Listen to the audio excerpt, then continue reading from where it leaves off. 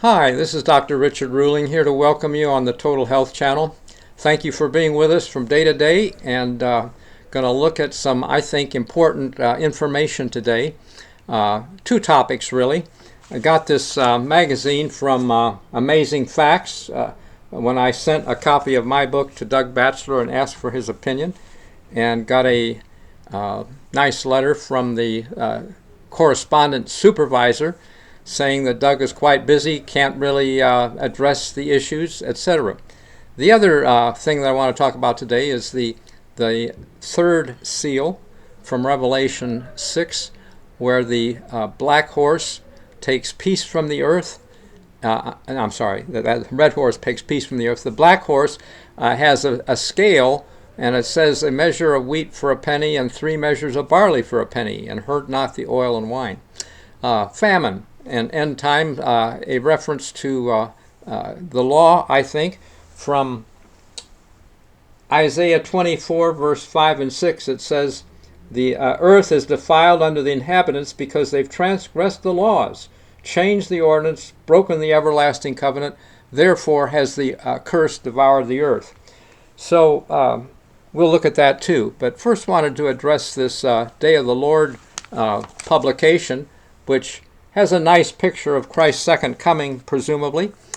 But and I'm sharing this with you publicly because a year ago, or similar, it was last year sometime, I think, that I had received that letter for a donation, that magazine for a donation I sent previously, and again reacted or responded to the fact that the Day of the Lord, there are 25 references to it in the Bible, and I'm not sure that any of them refer to the second coming. Clearly not in most of them. So this is really a misunderstanding of eschatology, I think, and I believe that just like Christ comes on a white horse in Revelation 19, I believe there's a message of truth represented by the white horse that starts 7 years earlier. There's a cycle in Scripture, and a weekly, after 1 week, you start again. And I believe that God is going to send us, anoint a group of people at the beginning of the last 7 years. We see it in Revelation 11:3. God says, I'll give power to my 2 witnesses for 1,260 days, to shut the heavens, turn water to blood, and when they finish their testimony, the beast ascends to make war. And that beast is given power 42 months in Revelation 13, verse 5, after the deadly wound heals.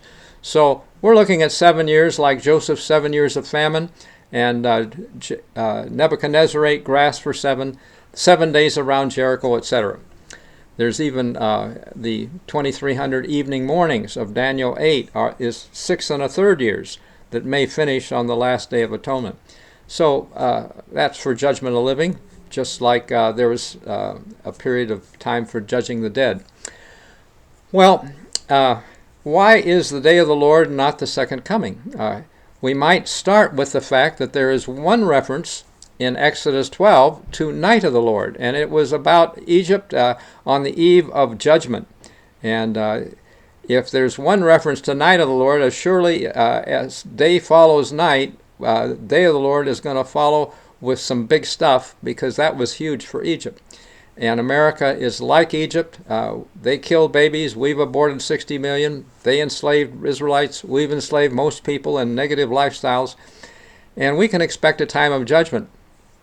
Judgment begins at the house of God. America is claimed to be a godly nation, was founded by godly people, but somehow we've strayed a long ways down. And judgment also begins at the house of God in a specific way. I believe Adventism will get it if we believe we were God's special people. And Ellen White had that vision of an earthquake at Loma Linda and said it seemed that Judgment Day had come. She is unusually right in numerous references, like tobacco being a malignant poison 100 years before the Surgeon General got the idea and decided to tell the public. So anyway, just big things are coming, but maybe not quite yet. I confess I've been premature and expecting some things. Even the prophet Joel in Joel 1:15 says the day of the Lord is at hand. Well, not quite. He missed it by about 2,500 years maybe, and or 2,000 some anyway. And Peter on the day of Pentecost said, this is that spoken of by the prophet Joel in the last days. Well, it wasn't the last days when Peter said that. He misunderstood some things, and Paul probably did too when he said, we which are alive and remain will be caught up, because Paul is no longer alive, doesn't remain.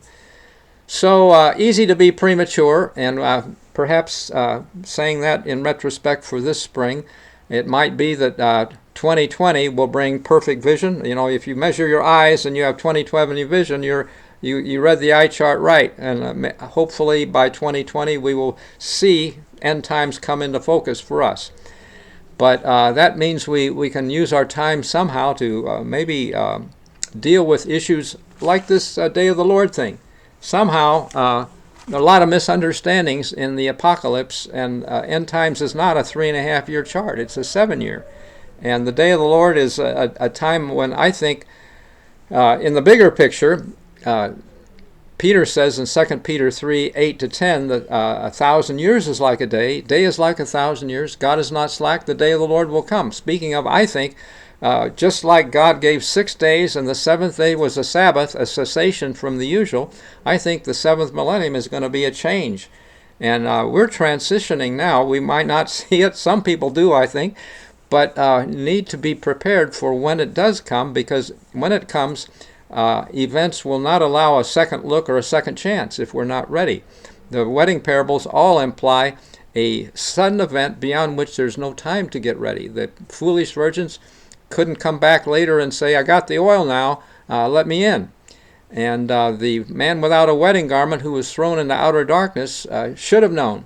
And that man, I've stated here before, explained that it's probably the pastors of Adventism or preachers in general. They have the duty to understand the scriptures, and yet their focus is somehow not understanding the times. But the messenger to Laodicea, that lukewarm church, is blind and naked. Naked means doesn't have the wedding garment on, and will be thrown out if somehow those people don't come to a better understanding. So let's try to dialogue and get involved with discussions, because Day of the Lord, as it says in 1 Thessalonians 5, comes as a thief when they're saying peace and safety. They're saying that now, and it's coming soon. That same text says it comes as travail on a woman with child. Egypt travailed with God's firstborn. At Passover was the climax to that. And I believe that we will see judgment-type events that will be separating people. And we should be, we have more time now to get in the country, be prepared, because cities will not be a good place to be when it all comes down. It will be major stress and may end up in a FEMA camp somewhere. This is what's implied, I think, when Christ said, 2 will be in the field, 1 taken, the other left, and his disciples said, where, Lord? And he said, where the body is, there will the eagles be gathered, implying not a happy situation that one is taking to. And the U.S. has FEMA camps, many on closed military bases. You can Google some of this stuff and search for it if you want, but I wouldn't spend my time getting afraid. I just say move to the country and let's try to conform to a biblical lifestyle. So having said that, I'm going to post the letter that I wrote to Doug Batchelor's correspondence supervisor, at least a good part. The YouTube only allows about 700 words, but I'm going to post about 700 words from my letter, and you can copy it for further understanding. And I'm going to transition now to the law, which a word that's translated over 100 times from the word Torah, meaning the 5 books of Moses.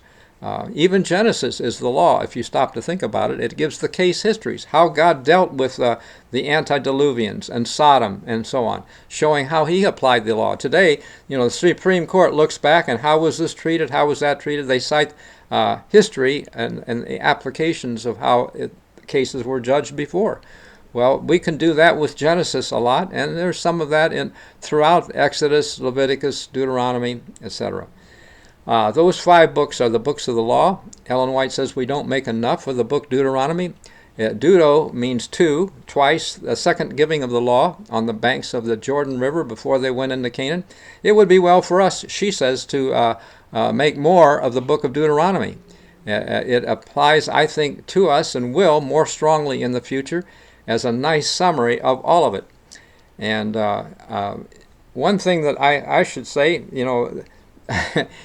the law is generally fair and reasonable and not difficult. I'm going to share with you a point or two that I've had a little difficulty and maybe still do.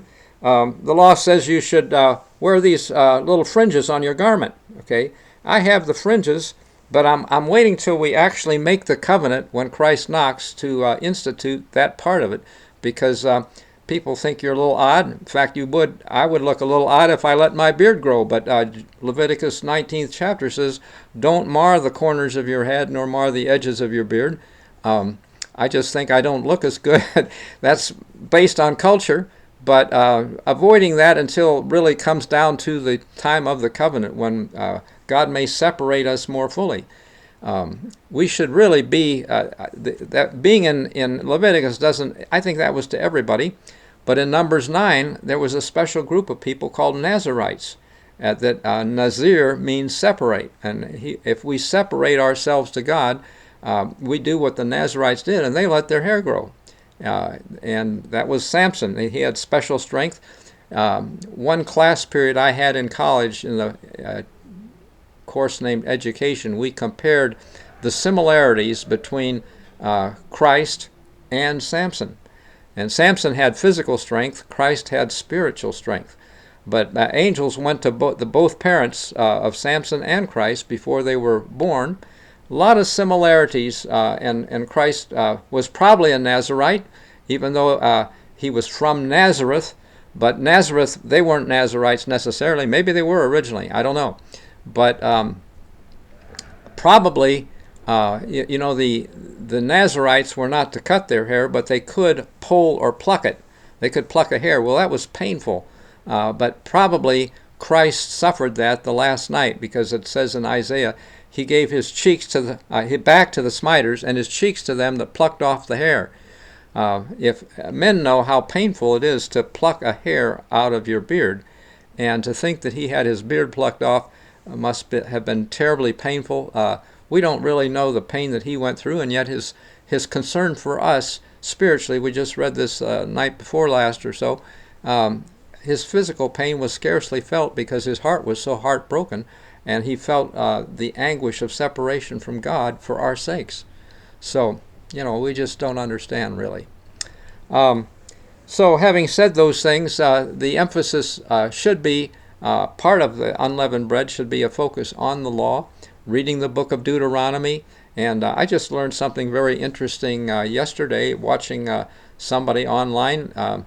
The Torah has 631 injunctions or commands.